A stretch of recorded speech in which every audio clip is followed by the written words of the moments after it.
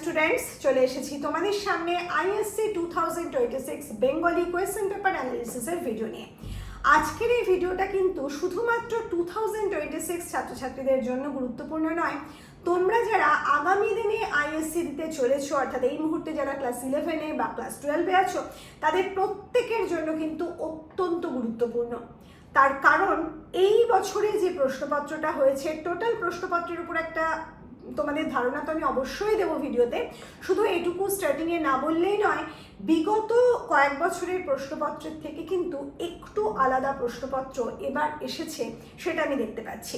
আমরা এবার সম্পূর্ণ আলোচনায় যাব এবং প্রত্যেকটা কথা বা ভিডিওটা প্রথম থেকে শেষ পর্যন্ত খুব মন দিয়ে দেখবে, তা না হলে কিন্তু তোমরা সমস্ত বিষয়টা বুঝে উঠতে পারবে না। প্রথমেই আসবো আমরা সেকশন এর রচনা প্রসঙ্গে।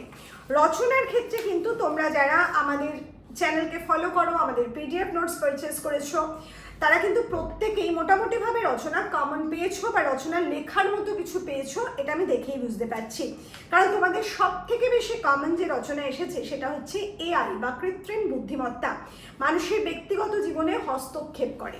আমি মানছি যে ব্যক্তিগত জীবনে হস্তক্ষেপ করে, ডিরেক্ট এই লাইনটা দিয়ে প্রশ্ন হয়তো অনেকে করনি, কিন্তু তোমরা যারা এআই এর সুবিধা অসুবিধা জানো, তারা কিন্তু কখনোই এই রচনাটা লিখতে কোথাও ভুল করবে না। এছাড়া তোমরা যারা বানিয়ে লিখতে ভালোবাসো, কল্পনাপ্রবণ মানসিকতা আছে, তাদের জন্যও কিন্তু ভালো প্রশ্ন এবছরে এসছে রচনার ক্ষেত্রে। মনে করো এই মুহূর্তে ভূতের রাজা তোমাকে 3টে বর দিতে চান, তুমি কি কি বর চাইবে, এটাও কিন্তু খুব ভালোভাবে লেখা যায়। তোমরা যারা টাইম ম্যানেজমেন্ট ফলো করে লিখছো, তারা কিন্তু একেবারে পজিটিভলি এটা ভালো লিখবে, যদি কল্পনাপ্রবণ মানসিকতা থাকে এবং তোমরা ভালো লিখতে পারো। তাছাড়া প্রথম যে প্রশ্নটা এসছে সেটাও কিন্তু খুব একটা কঠিন প্রশ্ন নয়। যাই হোক, আমি রচনার বিষয়ে আর যাচ্ছি না, আমি একেবারে চলে যাচ্ছি কোয়েশ্চেন নাম্বার 2-তে প্যাসেজের ক্ষেত্রে।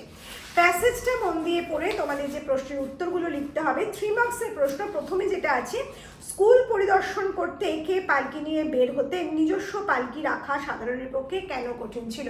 দুটো পার্ট প্রশ্ন এখানে আছে।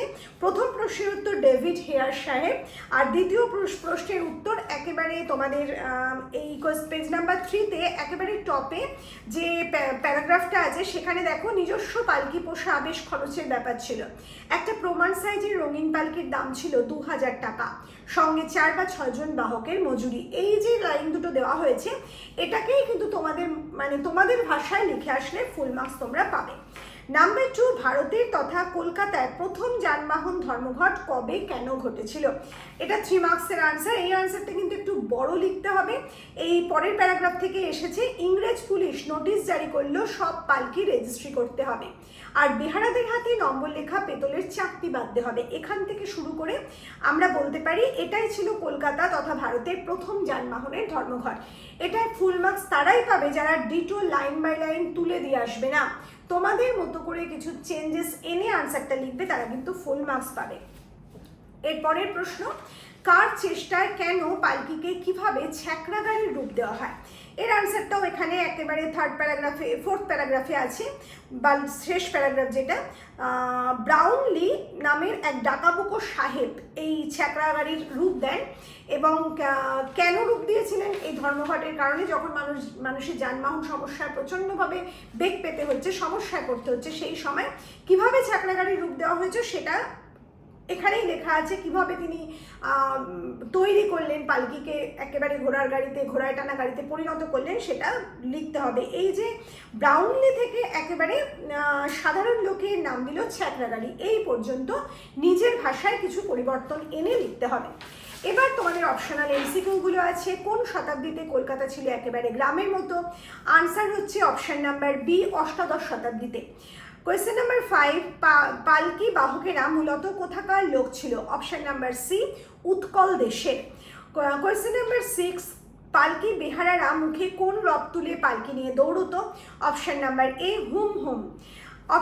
প্রশ্ন 7, কোয়েশ্চেন নাম্বার 7, পরিদর্শন শব্দটির অর্থ কি। পরিদর্শন শব্দটির অর্থ অপশন নাম্বার বি, পর্যবেক্ষণ। এই হচ্ছে সঠিক আনসার। পরবর্তী কোয়েশ্চেন নাম্বার 8-এ আছে, তখনকার দিনে পালকির দাম ছিল। অপশন নাম্বার সি, 2000 টাকা, সঠিক আনসার। তারপর নেক্সট প্রশ্ন কোয়েশ্চেন নাম্বার 9, উদ্ধৃত রচনাংশটির নামকরণ হতে পারে। অপশন নাম্বার এ আনসার পালকি পুরাণ। তারপর কি এরপরে আমরা চলে যাব। আচ্ছা, এখানে কেন আমি একটু বলে রাখি, কারণ তোমাদের একেবারে পরপর লাইন পড়ে যাবে, আমার কাছে কমেন্ট করবে কেন বি নয়, কেন সি নয়, কেন ডি নয়। আমি এখনই বলে দিচ্ছি কেন বি, কেন সি, কেন ডি নয়। বি অপশন নাম্বার বিতে আছে ভারতের প্রথম যানবাহন ধর্মঘটের ইতিহাস। এই প্যাসেজটায় কিন্তু পালকির ইতিহাস আছে, পালকির ধর্মঘটের ইতিহাস শুধুমাত্র নেই, ধর্মঘটের কথাটাও যেমন আছে তেমন পালকি যে অষ্টাদশ শতাব্দীতে কীরকম যানবাহনের জায়গায় ছিল সেই ঘটনাও আছে। কাজে পালকি পুরাণ যদি কথাটা আমরা ব্যবহার করি তাহলে কিন্তু পালকির ইতিহাস কথাটাকে বোঝায়, কাজেই আমরা পালকি পুরাণটা নিচ্ছি। আর অপশন সি ব্রিটিশ বিরোধী প্রতিবাদ, সেটাও কিন্তু এখানে নেই, শুধুমাত্র একটা লাইনের ওপর আমরা ডিপেন্ড করতে পারি না। ব্রাউনলি সাহেবের গল্প, সেটাও আমরা লাস্ট প্যারাগ্রাফে পেয়েছি, কাজে একটা মাত্র প্যারাগ্রাফের উপর ভিত্তি করে কখনোই আমরা নামকরণ করতে পারি না। নামকরণ এমন হবে যেখানে আমরা প্রত্যেকটা প্রথম থেকে শেষ পর্যন্ত বিষয়টাকে পাবো, তাহলে এটাই সব থেকে সঠিক আনসার। আচ্ছা, এবার আমরা যাব কোয়েশ্চেন নাম্বার 3, গ্রামার পার্টে। গ্রামার পার্টের ক্ষেত্রে প্রথমেই বলবো, যারা আমাদের পিডিএফ নোটস পারচেস করেছো, যারা আমার ওয়ান শট ভিডিও দেখেছো, বা যারা গ্রামারের ভিডিওগুলো আমার নিয়মিত ফলো করেছো, তারা কিন্তু ভালোই গ্রামার এক্সাম দিয়ে এসেছো। এমনকি এখানে তোমরা 10 আউট অফ 10 পেয়ে যেতে পারো যদি সঠিকভাবে ঠিকঠাক লিখে আসো। আচ্ছা, এখানে প্রথম প্রশ্নের উত্তর কোয়েশ্চেন নাম্বার 1, রমেশ বিনা বাক্য ব্যয়ে 2 দিনের খাদ্যদ্রব্য বেঁধে একাই সেই গহন বনের উদ্দেশ্যে রওনা হয়ে গেল। এখানে যৌগিক বাক্যে পরিণত করতে বলা হয়েছে। আমাদের আনসার কি হবে? রমেশ বিনা বাক্য ব্যয়ে 2 দিনের খাদ্যদ্রব্য বেঁধে নিল ও একাই সেই গহন বনের উদ্দেশ্যে রওনা হয়ে গেল, যৌগিক বাক্য যেহেতু। কোয়েশ্চেন নাম্বার 2, পুলিশ চোর ধরেছে। এই লাইনটাই পুরো তুলে দেওয়া হয়েছে, আমাদের পিডিএফ নোটসে নিশ্চয়ই পেয়েছো। কর্মবাচ্যে পরিণত করো, পুলিশ কর্তৃক চোর ধৃত হয়েছে। কোয়েশ্চেন নাম্বার 3, কেউ এসে প্রশ্ন করলে উত্তর দিও না, জটিল বাক্যে পরিণত করো। যদি কেউ এসে প্রশ্ন করে তবে উত্তর দিও না, একেবারে সহজ প্রশ্ন কিন্তু হয়েছে। এবার আমাদের অপশনাল যে প্রশ্নগুলো আছে, কোয়েশ্চেন নাম্বার 4, সঠিক বানানটি বেছে নাও। এটাও তোমাদের ওয়ান শট থেকে তোমরা পেয়ে গেছো, আমার লাস্ট ওয়ান শট গ্রামারের ভিডিওটা থেকে পেয়ে গেছো। অপশন নাম্বার সি হচ্ছে সঠিক আনসার। এরপর হচ্ছে কোয়েশ্চেন নাম্বার 5। কোয়েশ্চেন নাম্বার 5-এ কি আছে না, শুদ্ধ বাক্যটি বেছে নাও। শুদ্ধ বাক্যটি বেছে নেওয়ার ক্ষেত্রে প্রশ্ন দেওয়া হয়েছে, একটা লাইন প্রথমে দেওয়া হয়েছে, আদালতে দাঁড়িয়ে সে মিথ্যা সাক্ষী দিয়ে গেল। এখানে শুদ্ধ বাক্য কি হবে? একদম last option, option number D, আদালতে দাঁড়িয়ে আগাগোড়া সে মিথ্যা সাক্ষ্য দিয়ে গেল। কারণ সাক্ষ্য দিয়ে গেল এটা সঠিক আনসার, সে নিজে একজন সাক্ষী, এটা হচ্ছে সঠিক বক্তব্য। আচ্ছা, কোয়েশ্চেন নাম্বার 4, যা ব্যক্ত নয় তাকে এক কথায় প্রকাশ করলে কি হবে? অপশন নাম্বার সি সঠিক আনসার, অব্যক্ত, অবক্তব্য কিন্তু নয়। আচ্ছা, চলে যাব কোয়েশ্চেন নাম্বার 7, সে ভদ্রতা তার আচরণে ছিল না। হ্যাঁ বাচক বাক্যে পরিণত করতে বলা হয়েছে, অর্থাৎ সদর্থক উক্তি। সে ভদ্রতা তার আচরণে অনুপস্থিত, বাকিগুলো হবে না, কারণ একেবারে ডিটো সেন্টেন্সের সাথে সম্পূর্ণ মিল কিন্তু এই অপশন বি এরই আছে। বিষয়টা আমার চোখে পড়েছে, চোখ শব্দটি কোন অর্থে ব্যবহৃত হয়েছে? অপশন নাম্বার ডি, নজরে। গ্রামার কিন্তু অত্যন্ত সহজ প্রশ্ন হয়েছে, যারা সম্পূর্ণভাবে আমাদের পিডিএফ নোটসকে ফলো করেছো, ওয়ান শট ভিডিও দেখেছো, তারা কিন্তু খুব ভালো আনসার দিয়েছো। এটা আমি আমার যে সোশ্যাল মিডিয়াগুলো আছে সেখানেও মানে তোমাদের সমস্ত বক্তব্য মন্তব্য দেখতে পাচ্ছি। আর তাছাড়া আর একটা বিষয়, আমি সমস্ত গার্জিয়ানদের, যারা তোমাদের অভিভাবক আছেন তাদের সকলকে কৃতজ্ঞতা প্রকাশ করবো, সেই সব অভিভাবকদের যারা অসম্ভব ফোন করছেন আমাদের এই চ্যানেলের একমাত্র হোয়াটসঅ্যাপ নম্বরে এবং জানাচ্ছেন যে আমাদের চ্যানেল থেকে তাদের সন্তানদের অত্যন্ত ভালো হয়েছে, এক্সামে তারা খুব ভালো নম্বর করবে, এই বিশ্বাস তারা রাখছেন। এই সমস্ত অভিভাবকদের জন্য আমার তরফ থেকে অনেক অনেক ধন্যবাদ জানাচ্ছি, কারণ তারা আমাকে বিশ্বাস করেছেন এবং বিশ্বাস করে আমাদের পিডিএফ নোটস পারচেজ করেছেন, আমার চ্যানেলের সমস্ত বিষয়কে রীতিমতো ফলো করেছেন। তাদের সকলের জন্য আমার অনেক অনেক ধন্যবাদ রইল। যাই হোক, এরপর আমরা যাব কোয়েশ্চেন নাম্বার 9-এ। আজকাল সংস্কৃত কম পড়া হয়, বাক্যটি একটি কিসের উদাহরণ? 4টে অপশনের মধ্যে সঠিক অপশন এখানে ডি, ভাববাচ্যের উদাহরণ। তোমরা প্রশ্ন করতে পারো কেন কর্মবাচ্য নয়, বলে দিই। এখানে এই যে বাক্যটা রয়েছে, বাক্যে কর্তা কিন্তু অনুপস্থিত, এখানে কর্তা দেখানো হয় না। আজকাল সংস্কৃত কম পড়া হয়, বলা হয়নি যে আমি কর্তা বা তুমি কর্তা, কিচ্ছু বলা হয় না, অনুপস্থিত। সংস্কৃত এখানে সংস্কৃত কম পড়া হয়, সংস্কৃত এখানে কর্ম, সংস্কৃত কম পড়া হয়, সংস্কৃতকে আমরা কর্তা ধরতে পারতাম কিন্তু সেটা ধরার জায়গা রাখা হয়নি, কারণ দ্বারা দিয়া কর্তৃক এরকমভাবে কোনোভাবে বাক্যটা তৈরি করা হয়নি, তাই বাক্যটা সম্পূর্ণভাবে আমরা ভাববাচ্ছির উদাহরণ হিসাবেই বলবো। চলে যাবো কোয়েশ্চেন নাম্বার 10। মেয়েটা ভিজে বাড়ি ফিরলো, কি ধরনের ভিজে? ধনাত্মক শব্দ কোনটা হবে? অপশন নাম্বার সি, চুপচুপে ভিজে বাড়ি ফিরলো। খটখটে প্যাচ প্যাচে ঝিরঝিরে কোনোটাই সঠিক নয়।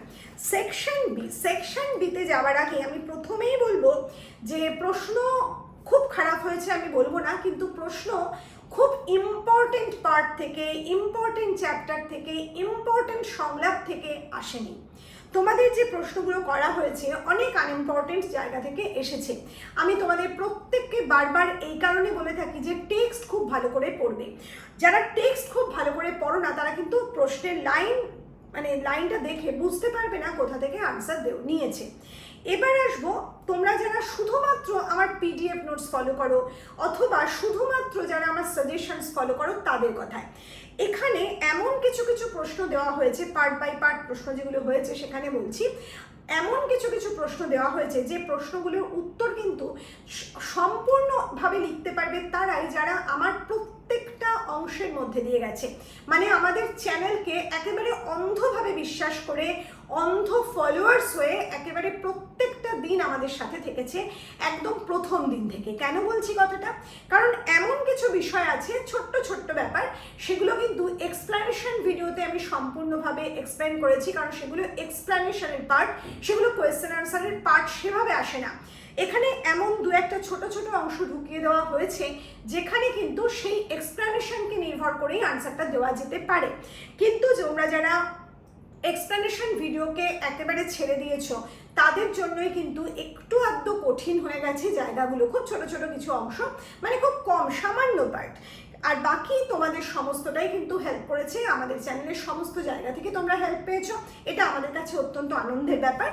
আর সেক্ষেত্রে আমি বলি প্রথম প্রশ্নে আসবো, তুলসী গাছ, মানে তোমরা সাজেশনস সব থেকে বড় কথা প্রবন্ধ গদ্য সংকলন বা কবিতা সংকলন থেকে কিন্তু সাংঘাতিকভাবে কমেন্ট পেয়েছো। তোমাদের দুটো বা তিনটে যে আমি বলে দিয়েছিলাম পরবর্তী শেষ দিনে সেই একেবারে ফাইনাল সাজেশনসের, সেখান থেকে পর্যন্ত তোমরা কিন্তু কমেন্ট পেয়ে গেছো। যদিও এই সাজেশনস ভিডিও আমি 4-5 মাস আগে আমি আপলোড করে দিয়েছিলাম আমার চ্যানেলে, সেইখান থেকেও তোমরা কিন্তু কমেন্ট পেয়েছো। এখন প্রশ্ন হচ্ছে, ফার্স্ট প্রশ্ন তুলসী গাছের কাহিনী থেকে যেটা করা হয়েছে, কোন গ্রন্থ থেকে নেওয়া হয়েছে গল্পটি তোমরা পারবে। গল্পটি কত সালে প্রথম প্রকাশ হয়েছে এটা কিন্তু অনেকেই ভালোভাবে জানবে না, কারণ এটা খুব একটা ইম্পর্টেন্ট বিষয় নয়, অন্তত পক্ষে আইএসসি স্টুডেন্টসদের জন্য। এরপরে আসবো, উদ্ধৃত উক্তিটি দিয়ে গল্পটি কেন শেষ হয়েছে বলে মনে হয়। এটা একটা সহজ প্রশ্ন, যারা আমার এক্সপ্লেনেশন ভিডিও কিংবা নোটস পারচেস করেছো কিংবা তোমরা যারা সাজেশনস ওয়ান শট শুনেছো তারাও পারবে। কিন্তু কোয়েশ্চেন নাম্বার 3 নিয়ে আমার একটা অভিযোগ আছে। প্রশ্ন করা হয়েছে উক্তিটি প্রথম প্রকাশকালে এই রকম ছিল, কেন পড়েনি সে কথা কেবল তুলসী গাছ জানে, আর পরবর্তী প্রকাশকালে উদ্ধৃত অংশের সঙ্গে যুক্ত হয়েছে সে কথা তুলসী গাছের জানবার কথা নয়, মানুষেরই জানবার কথা। এই পরিবর্তন কেন করা হয়েছে বলে তোমার মনে হয়? আমি অত্যন্ত দুঃখের সাথে জানাচ্ছি যিনি প্রশ্ন করেছেন তিনি যেন এখানে কোথাও নিজের পাণ্ডিত্যটা জাহির করারই চেষ্টা করেছেন, যেটা আমাদের কাছে, আমাদের শিক্ষকতা জগতের কাছে আমি মনে করি লজ্জাজনক। কারণ স্টুডেন্টসরা আমাদের কাছে কিন্তু অত্যন্ত স্নেহের পাত্রপাত্রী, আমাদের উদ্দেশ্য তাদের শেখানো, আমাদের উদ্দেশ্য কখনোই এটা হতে পারে না আমরা তাদের ঠকাবো। আর এই ধরনের প্রশ্নগুলো কিন্তু তাদের ঠকানোর জন্যই করা হয়। কারণ যে প্রশ্ন এখানে রাখা হয়েছে যে প্রথম প্রকাশ, এই বইটা মানে সৈয়দ ওয়ালিউল্লাহ প্রথম যবে প্রকাশ করেছিলেন তখন একরকম ছিল, তিনি পরবর্তীকালে যখন দ্বিতীয়বার প্রকাশ করেছেন তার একটা লাইনকে তিনি বদলে দিয়েছেন। এটা কি কোনো স্টুডেন্টের পক্ষে জানা সম্ভব যে কি বদলে দিয়েছেন? না, এটা খুব ইম্পর্টেন্ট একটা বিষয়। হ্যাঁ, আমি মানছি লাস্ট লাইনটা পজিটিভলি ইম্পর্টেন্ট বিষয়, এবং লাস্ট লাইনটা যারা বুঝতে পেরেছো, সেটা আমার এক্সপ্লেনেশন ভিডিও হোক, আমার পিডিএফ নোটস হোক, আমার ওয়ান শট ভিডিও হোক, সর্বত্র আমি বুঝিয়েছি। যারা ভালোভাবে লিখে আসতে পেরেছো তারা ভালোভাবে লিখে আসবে, কিন্তু এমন অনেক স্টুডেন্টস আছে, সাধারণ স্টুডেন্ট, একেবারে আছে, তারা কিন্তু একটু হলেও থমকে যাবে, একটু হলেও ভয় পাবে যে প্রকাশকালের কথা বলছে, কি করে বুঝবো। কাজে এই ধরনের প্রশ্ন আমার মনে হয় এইভাবে করা উচিত হয়নি। একেবারে সহজভাবে যদি প্রশ্নটা রাখা হতো যে ওই শেষ লাইনে কি বোঝানো হয়েছে, তাহলে ছাত্রছাত্রীদের পক্ষে অনেকটা সুবিধা হতো। হয়তো শুধুমাত্র ভয় পেয়েই বহু ছাত্রছাত্রী এই প্রশ্নটাকে অ্যাভয়েড করে যাবে, যেটা কিন্তু কখনোই আমাদের কাছে বাঞ্ছনীয় নয়। একটা ইম্পর্টেন্ট লাইন, খুব ভালো প্রশ্ন, অথচ শুধুমাত্র যিনি প্রশ্ন করলেন তার পাণ্ডিত্য জাহির করবার জন্য এমন একটা লাইন সেখানে তিনি অ্যাপ্লাই করলেন, যে তাতে করে কি হলো না, এমন একটা মানে প্রশ্নের মুখোমুখি ছাত্রছাত্রীরা হয়ে গেল যে বহু ছাত্রছাত্রী ভয় পেয়ে গেল। আমার মনে হয় সেটা উচিত নয়। যাই হোক, এর পরের প্রশ্ন যেটা হয়েছে, তবে যারা লিখেছো তারা ভয় পাওয়ার কোনো কারণ নেই। লাস্ট লাইনের ব্যাখ্যা যদি ঠিকঠাক দিতে পারো অবশ্যই ভালো মার্কস পাবে। একেবারে লাস্ট প্রশ্ন যেটা আছে, গল্পটি কোন ঘটনার বলিষ্ঠ দলিল? এটাও তোমরা আনসার পারবে যারা পিডিএফ নোটস থেকে করেছো অথবা যারা আমার এক্সপ্লেনেশন ভালো করে শুনেছো। তুলসী গাছটি কি শুধুমাত্র একটি গাছ, নাকি লেখক অন্য কিছু বোঝাতে চেয়েছেন? আলোচনা করো। এটাও খুব ভালো প্রশ্ন, এটাও কিন্তু এক্সপ্লেনেশন থেকে আছে। এবার আমি বলি তোমাদের, আমি সবসময় বলে থাকি যে এমন কিছু প্রশ্ন করা হয়, আবার বলছি ঠকানোর জন্য, একই রকম প্রশ্ন বারবার করা হয়। এখানে কিন্তু সেই একই রকম প্রশ্ন টানা করা হয়েছে কোয়েশ্চেন নাম্বার 3 থেকে 4 পর্যন্ত, যেখানে ছাত্রছাত্রীদের একটু হলেও অসুবিধা হবে ঠিক কোন অংশটা কোথায় লিখবো এটা ভাবতে। কিন্তু যারা বুদ্ধি করে মোটামুটিভাবে একটু এদিক ওদিক করে একই আনসার লিখে গেছো, লাস্ট টাইমে ব্যাখ্যা লিখে গেছো, তাদের কিন্তু খুব সমস্যা হবে না মার্কসের ক্ষেত্রে। চলে যাবো কোয়েশ্চেন নাম্বার 5-এ। দেখি না, ভগবানের উপর কলম চালিয়ে, অনাচার থেকে এসছে, দেখতেই পাচ্ছ খুব সহজ প্রশ্ন। বক্তাকে কাকে উদ্দেশ্য করে বলেছেন, বক্তা কোন ঘটনার জন্য ভগবানের উপর কলম চালিয়েছিলেন, বক্তার এমন সাহসী পদক্ষেপ তুমি কিভাবে গ্রহণ করবে? একেবারে যারা পিডিএফ নোটস করেছো তারাও পেরেছো। আমার ওয়ান শট ভিডিওতেও আমি একটু আলোচনা করেছি, একেবারে ডিটেল সেখানে সম্ভব নয়, তবু মোটামুটিভাবে আলোচনা করেছি, সেখান থেকেও তোমরা লিখতে পারবে। এমনকি তোমরা যারা আমার এক্সপ্লেনেশন ভিডিও ভালোভাবে ফলো করেছো সেখানে আমি ডিটেল বুঝিয়েছি, সেখান থেকেও ভালোভাবে লিখতে পারবে। এখন পরবর্তী প্রশ্ন, কাজে এখান থেকে কোনো সমস্যা তোমাদের হবে না। কোয়েশ্চেন নাম্বার 6, যুদ্ধ চলছে, কেননা সৈন্যরা তখনও ইংরেজের সাথে লড়তে লড়তে মরছে, শহর জ্বলছে, সে এক সর্বনাশের দিন। এটা লাচমানের মা থেকে নেওয়া হয়েছে। সবকটা প্রশ্নই ভালো হয়েছে, এখানে কোনো বলার কিছু নেই। চলে যাব কবিতা সংকলন। কবিতা সংকলনও কিন্তু তোমরা সম্পূর্ণ সাজেস্টিভ প্রশ্ন পেয়েছো, আমার সাজেশন তোমাদের হুবহু মিলে গেছে, কোথাও কোনো সমস্যা হয়নি। প্রথমেই আসবো বাবরের প্রার্থনা। কবিতাটি কোন কাব্যগ্রন্থের? আবার সে কত সাল, এই সালের প্রশ্নে তোমরা একটু তো প্রবলেমে পড়েছো সেটা আমি জানি। জানু পেতে বসে সম্রাট বাবর কি করছেন? তিনি পশ্চিম দিকে করে বসেইছেন বা কেন? এটাও সহজ। পশ্চিম আজ বসন্তের শূন্য হাত কেন? যারা আমার পিডিএফ নোটস নিয়েছো তাদের কাছে একেবারে ইজি হয়েছে, কারণ একেবারে ডিটো প্রশ্নের আনসারগুলো কিন্তু সেখানে দেওয়া আছে, লাইনটাও কোনো সমস্যা করবে না। আমার সন্ততির স্বপ্নে থাক, এই অংশে আমার একটু বলার আছে। আবার আমার সন্ততির স্বপ্নে থাক উদ্ধৃতিটি পড়লে বাবরের পাশাপাশি আর কোন কাব্যের চরিত্রের স্মৃতি আমাদের মনে জেগে ওঠে? আমাদের এক্সপ্লেনেশন ভিডিওতে আমি এটা বলেছি, আমি বাবরের প্রার্থনার এক্সপ্লেনেশন যখন দিয়েছি আমার ভিডিওতে বলেছি। কিন্তু ওই যে বললাম, তোমরা বহু ছাত্রছাত্রী আছো যারা শুধুমাত্র পিডিএফ নোটস নিয়ে ভাবো শুধু পিডিএফ নোটস পেয়ে গেছি, লার্ন করে নেবো, কোথাও কোনো সমস্যা হবে না। কিন্তু যখন এক্সপ্লেনেশন ভিডিও দিই আমি, তখন একটা বিষয় এক্সপ্লেন করার সময় অনেক কথা আসে। এই যে প্রশ্নটা করা হয়েছে এটা কিন্তু সকলের জানবার কথা নয়, কারণ এটা অন্নদামঙ্গলের একটা, অন্নদামঙ্গল ভারতচন্দ্র রায়গুণাকারের একটা বিখ্যাত কাব্যগ্রন্থ, সেই অন্নদামঙ্গল থেকে কিন্তু এটা উঠে এসছে, মানে মঙ্গল কাব্য যেটা, সেখান থেকে লাইনটা মানে সেখানের একটা মিল কিন্তু আমরা পেয়েছি, যেখানে ঈশ্বরী পাটনি সেই অন্নপূর্ণা দেবী অন্নপূর্ণাকে বলছে আমার সন্ততি যেন থাকে দুধে ভাতে, তার সাথে একটা মিল, সেই মিলের কথা বলা হয়েছে। কিন্তু এই ধরনের মানে ব্যাপার তোমরা সবাই কিন্তু জানবে না, ওয়ান শট ভিডিওতে আমি বলিনি, কারণ এত কথা বলা যায় না। এক্সপ্লেনেশনে যত কথা বলা যায় তত কথা কিন্তু ওয়ান শটে কখনোই বলা যায় না। কাজেই আমি প্রত্যেক ছাত্রছাত্রী যারা আগামী দিনে মানে এই আইএসসি দিতে চলেছ, তাদের প্রত্যেককে বলবো আমাদের চ্যানেলের সাবস্ক্রিপশন রাখো, প্রত্যেকটা ভিডিও মন দিয়ে প্রথম থেকে দেখতে শেখো, মানে একেবারে দেখতে থাকো, নোট ডাউন করো তার থেকে ইম্পর্টেন্ট বিষয়। যখন তোমরা অকারণে বসে আছো টেক্সট রিড করছো, এটা আমি বারবার বলেছি, যখনই তোমরা টেক্সট রিড করবে তখনই এক্সপ্লেনেশন ভিডিওটা কানে শোনো, তোমাদের এটাই যে কি উপকার হবে তোমরা ভাবতেও পারবে না। কোথাও কোনো সমস্যা কিন্তু তাদের হবে না। যারা এই কাজটা করেছো তাদের জন্য আমি এরকম ছাত্রছাত্রীর সংখ্যাও অনেক পেয়েছি, তাদের গার্জেনরাও আমার কাছে আমার সাথে কথা হয়নি, কিন্তু আমাদের নির্দিষ্ট যে অফিসিয়াল নাম্বার আছে, হোয়াটসঅ্যাপ নাম্বার আছে, সেখানে জানিয়েছেন যে তাদের ছাত্রছাত্রীরা ভালো মানে তাদের সন্তানেরা ভালো লিখতে পেরেছেন। কাজেই প্রশ্ন কঠিন হয়েছে এটা আমি বলতে পারি না। এরপরে দেখো পরের প্রশ্ন, অলিগুলির গোলক ধাঁধায় কোথায় লুকিয়ে তুমি সালেমানের মা? এটাও খুব ইজি প্রশ্ন হয়েছে, একেবারে ভালো প্রশ্ন, লেখার মতো প্রশ্ন, কোথাও সমস্যা নেই। নেক্সট প্রশ্ন, স্বাধীনতা তুমি শহীদ মিনারে অমর 21শে ফেব্রুয়ারি, এটাও খুব খুব ভালো প্রশ্ন হয়েছে। এটাও একটা মানে ইম্পর্টেন্ট লাইন থেকেই প্রশ্ন হয়েছে, ইম্পর্টেন্ট পার্ট থেকে প্রশ্ন হয়েছে। এবার আসবো কোনি থেকে, কোনি বা মুকুটে। এই কোনি বা মুকুটের ক্ষেত্রেও কিন্তু বেশ কিছু ছাত্রছাত্রী সমস্যায় পড়বে আমি বলছি, কারণ হচ্ছে এখানে সবচেয়ে ইম্পর্টেন্ট পার্টগুলোকে অ্যাভয়েড করে আনইম্পর্টেন্ট পার্টগুলো থেকে প্রশ্ন দেওয়া হয়েছে। এবং সব থেকে বড় কথা, একেবারে চ্যাপ্টার 7, 8, 9 পরপর 3টে চ্যাপ্টার তুলে দেওয়া হয়েছে। ওই যে বললাম ছাত্র ঠকানোর উদ্দেশ্যে, এই ঠকানোটাকে আমি সাপোর্ট করি না, আজও করছি না।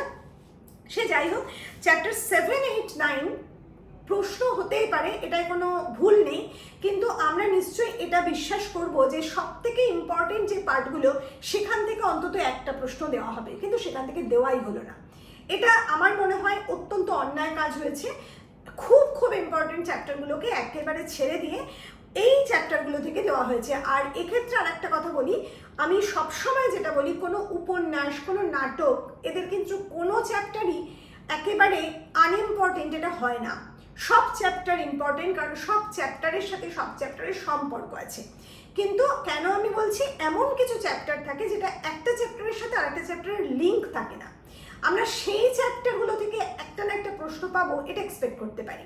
কিন্তু দুঃখের কথা, সেই ধরনের চ্যাপ্টার থেকে বছরে একটা প্রশ্নও কিন্তু এলো না। তবে ঘাবড়ানোর কিছু নেই, প্রশ্ন কিন্তু সহজ হয়েছে। যারা ওই যে বললাম, আমি আবার বলছি, আমাদের একটা এক্সপ্লেনেশন ভিডিও থাকে, একটা না অনেকগুলো এক্সপ্লেনেশন ভিডিও থাকে, সেই ভিডিও শোনার জন্য আমি সবাইকে রিকোয়েস্ট করবো, কারণ আমার মধ্যে কখন কোন কথাটা মনে পড়বে বলার জন্য সেটা তো আমি আগে থেকে ঠিক করতে পারি না, বলতে বলতে মনে পড়ে যায়। আর তোমরা সবাই জানো আমি কিন্তু এক্সপ্লেনেশন ভিডিওতে কোনো কিছু দেখে তোমাদের বলি না, কাজে আমার যখন যেটা মনে পড়ে যায় আমি তোমাদের সাথে শেয়ার করে নিই। কাজে এক্সপ্লেনেশনের ভিডিওটা এখানে গুরুত্বপূর্ণ, এই গুরুত্বটা তোমাদের বুঝতে হবে। কাজে এক্সপ্লেনেশন ভিডিও তোমাদের শুনতে হবে, তা না হলে তোমরা কিন্তু অনেক কিছু মিস করে যাবে।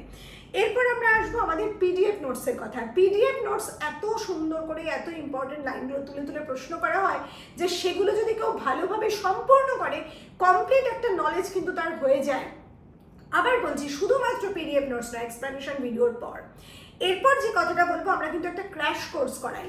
সেই ক্র্যাশ কোর্সে আমরা সম্পূর্ণভাবে ওয়ার্কশিট দিতে থাকি। এই যে ওয়ার্কশিটগুলো দিই, এই ওয়ার্কশিটগুলোর কিন্তু একটা গুরুত্ব আছে। যদিও আমি আইএসসির ক্র্যাশ কোর্স এখনো পর্যন্ত স্টার্ট করতে পারিনি, আগামী দিনে করতে পারবো কিনা সেটাও জানি না, কাজে ক্র্যাশ কোর্সের প্রশ্ন এখানে খুব একটা গুরুত্বপূর্ণ নয়।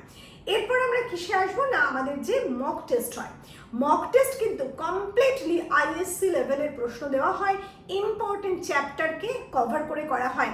এবং সেখানে সেই চ্যাপ্টার মানে সেই মক টেস্ট যারা ফেস করেছো তারা কিন্তু ফিল করেছো যে কোন চ্যাপ্টারের গুরুত্ব কতটা এবং কোন কোন চ্যাপ্টার থেকে প্রশ্ন আসতে পারে, কাজে তাদের কিন্তু কোথাও সমস্যা হবে না। কাজে আমি এটা বারবার বলবো, আমাদের প্রত্যেকটা স্টেপকে ফলো করলে তবেই 100% হওয়ার সম্ভাবনা, তা না হলে কিন্তু কোথাও না কোথাও একটু ব্রেক তোমরা মানে তোমাদের জন্য সমস্যা হয়ে যাবেই। আচ্ছা, এখানে আমরা কোণের প্রথম যে প্রশ্নটা পেয়েছি, গণতন্ত্রে এই স্বাধীনতা আছে, লড়াইয়ের স্বাধীনতা, চ্যাপ্টার 7 থেকে এসেছে, যেখানে ক্ষিতীশ এবং বিষ্ণুধরের মধ্যে কথোপকথন চলছে ক্ষিতীশ সিংহের বাড়িতে। আচ্ছা, আমি আর প্রশ্নের আনসারে যাচ্ছি না, তোমাদের আর প্রয়োজন নেই। মানুষের ক্ষমতার সীমা নেই, ওরা পাগল বলছে বলুক। এটা বক্তব্য খুব ইম্পর্টেন্ট, কোনো কথা হবে না, চ্যাপ্টার 9-এর একটা ইম্পর্টেন্ট পার্ট। আমি সবসময় স্টুডেন্টসদের বলি এই ধরনের প্রশ্ন অ্যাভয়েড করে ইম্পর্টেন্ট এমন জায়গার প্রশ্ন চুজ করতে যেখানে কাটার জায়গা নেই। এবারে কিন্তু প্রশ্ন এমন জায়গা থেকে করা হয়েছে, কাটার জায়গা রেখে দেওয়া হয়েছে। যাই হোক, মানে প্রত্যেকটা প্রশ্ন কোণের ক্ষেত্রে বা মুকুটের ক্ষেত্রে এমন এমন জায়গা থেকে প্রশ্ন করা হয়েছে যে জায়গা থেকে কিন্তু মার্কস কাটা টিচারের পক্ষে খুব সহজ, কারণ প্রত্যেকটা বিষয় এমনভাবে প্রশ্ন করা হয়েছে যেখানে বিষয়গুলো বুঝতে হবে, বুঝে লিখতে হবে। একেবারে টেক্সচুয়াল প্রশ্ন কিন্তু একটাও রাখা হয়নি, যেটা অন্তত একটা স্টুডেন্টসদের জন্য রাখা উচিত আমার মনে হয়। যাই হোক, এখানেও বলা হয়েছে যেটা, সেটা চ্যাপ্টার 9 থেকে এসছে, প্রশ্ন ভালো, খারাপ নেই।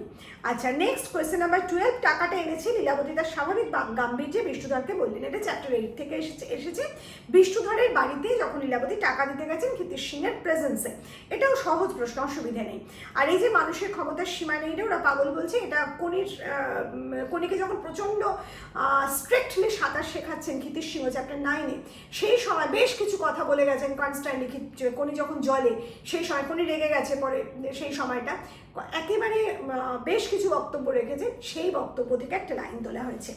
এবার যাব মুকুট নাটকে। মুকুট নাটকের ক্ষেত্রে দেখো, তোমার তলোয়ারও যেমন তোমার জিওবাও তেমনি, দুই খরধার। এক্ষেত্রে কিন্তু আমি বলবো এটা তোমাদের প্রথম অঙ্কের প্রথম দৃশ্য থেকে দেওয়া হয়েছে। এখানেও কিন্তু একটু বুদ্ধি করে প্রশ্ন করা হয়েছে, যাতে স্টুডেন্টরা একটু বিপদে পড়ে। সমস্ত মানে প্রথম অঙ্কের প্রথম দৃশ্য থেকেই দুটো প্রশ্ন এসছে, আবার 2025-এও কিন্তু প্রথম অঙ্কের প্রথম দৃশ্য থেকেই দুটো প্রশ্ন এসছে। কাজে আগের বারে এই অঙ্ক থেকে প্রশ্ন এসছে বলে এবারে আসবে না, এই ধরনের কিন্তু তোমরা কখনোই রাখবে না। আমি আগেও বলেছি, কাউন্সিলে এমন কোনো নিয়ম নেই, কাজে নিয়মটা যে বেনিয়ম হয়েছে এটা আমরা বলতে পারি না, কিন্তু এটা ঠকানো হয়েছে এটা অনায়াসে বলতে পারি। যাই হোক, এরপরে দেখো পরের প্রশ্নটা যেটা এসছে, এই ছোট কুমারের কথা উঠলে, এটা প্রথম অঙ্কের প্রথম দৃশ্য থেকে নেওয়া হয়েছে। আর কোয়েশ্চেন নাম্বার 15 যেটা এসছে 10 মার্কসের, সেখানে বলা হয়েছে ত্রিপুরার রাজার 3 রাজপুত্রের মধ্যে ইন্দ্রকুমার ও রাজধরকে যতটা রক্তমাংসের মানুষ বলে মনে হয়, যুবরাজকে তা মনে হয় না, কেন আলোচনা করো। এখানে যুবরাজের চরিত্র বৈশিষ্ট্য কিন্তু অনেকটা ইম্পর্টেন্ট। তোমরা যারা পিডিএফ নোটস নিয়েছো তারা নিশ্চয়ই চরিত্র লিখে এসছো, আর যারা নাওনি তারা একটু হলেও সমস্যায় পড়েছে। এখানে মানবিক বৃত্তি আমাদের যেগুলো আছে, লোভ, লালসা, হিংসা, এই সমস্ত বৃত্তিগুলো আমরা রাজধরের মধ্যে প্রকট দেখেছি। আর যেটা ইন্দ্রকুমারের মধ্যে দেখেছি, তার প্রচণ্ড ক্রোধ। রাজধরের মধ্যেও ক্রোধ ছিল, কিন্তু তার থেকেও বেশি তার হিংসা, লোভ, লালসা। আর এক্ষেত্রে ইন্দ্রকুমারের মধ্যেও যে ক্রোধটা আছে, সে তার সমস্ত রিপুকে জয় করতে পারে না। আর এখানে যুবরাজ যেন সমস্ত রিপুকে জয় করতে পেরেছে। যেখানে মানুষ সমস্ত রিপুকে জয় করতে পারে, সেখানে সে মানে মানুষ থেকে আর উচ্চে উঠে যায়। যুবরাজের চরিত্র যখনই তোমরা লিখতে পারে, মানে চরিত্র লিখবে, তখন এটা ভালো লিখতে পারবে। আমাদের এক্সপ্লানেশন ভিডিওতেও আমি বলেছি, পিডিএফ নোটসেও কিন্তু আমি এটা ভালোভাবে বলেছি। যাই হোক, শেষে আর একটা কথা তোমাদের প্রত্যেককে বলবো, তোমরা প্রত্যেকে কিন্তু প্রত্যেকটা মানে আইএসসির জন্য সারা বছর ধরে অন্ততপক্ষে পিডিএফ নোটসটা তুলে নাও, নিয়ে রিড করো, এবং সেটা একটু মানে জাস্ট রিড করো, চ্যাপ্টার রিড করো এবং ওটা রিড করো, তাহলেই দেখবে তোমাদের অনেকটা প্রিপারেশন এগিয়ে গেছে। যাই হোক, আমাদের আজকের আলোচনা আমরা এখানেই শেষ করছি। আইএসসি 2026-এর ছাত্রছাত্রীকে আমরা আর পাচ্ছি না। আর এ কথা ঠিক, শুধু এ কথাই বলবো, তোমরা তোমাদের ভবিষ্যৎ জীবনে তোমাদের লক্ষ্য পূরণের দিকে এগিয়ে যাও, তোমাদের সমস্ত স্বপ্ন সফল হোক, তোমরা অত্যন্ত ভালো থাকো। অনেক অনেক শুভেচ্ছার শুভকামনা রইল তোমাদের সকলের জন্য।